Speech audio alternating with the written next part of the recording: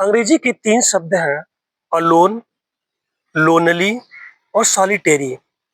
इन तीनों शब्दों की हिंदी होती है अकेला। ये तीनों शब्दों की हिंदी अकेला होती जरूर है, लेकिन इन तीनों के भाव अलग-अलग होते हैं। ये तीनों अलग-अलग सिचुएशन में प्रयोग होते हैं। कभी-कभी जानकारी के अभाव में ये गलती हो सकती है कि इन तीनों का प्रयोग जहां मर्जी वहां कर दो। लेकिन ग्रामर के अनुसार ये तीनों का अर्थ अलग-अलग होता है। इन तीनों का प्रयोग अलग-अलग तरीके से होता है। तो चलिए जानते हैं इन तीनों का अर्थ कैसे अलग-अलग होता है।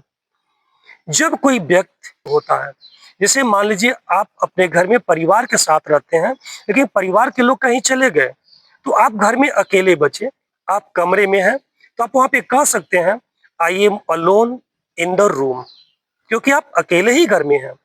फिर उसके बाद आती है लोनली। लोनली शब्द थोड़ा-सा मायूसी से भरा होता है, थोड़ा वहाँ पे उदासी होती है। कभी-कभी आदमी किसी से क्षुब्ध हो जाता है या किसी व्यक्ति से आहत हो जाता है और वो टेंशन में आ जाता है। वो भीड़-भाड़ में रह करके भी, पार्टी में रह करके भी, कहीं लोगों के बीच में रह करके भी अपने आप को तन्हा और अकेला महसूस करता है।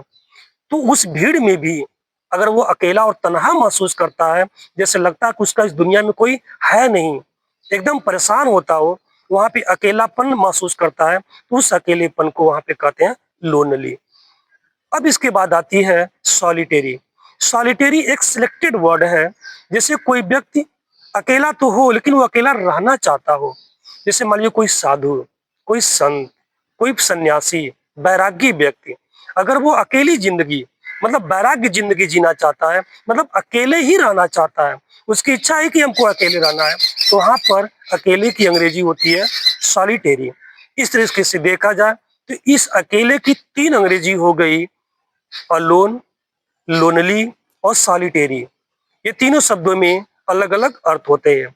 जैसे मान लीजिए कोई एक सेंटेंस है I am alone but not lonely but I am living a solitary life.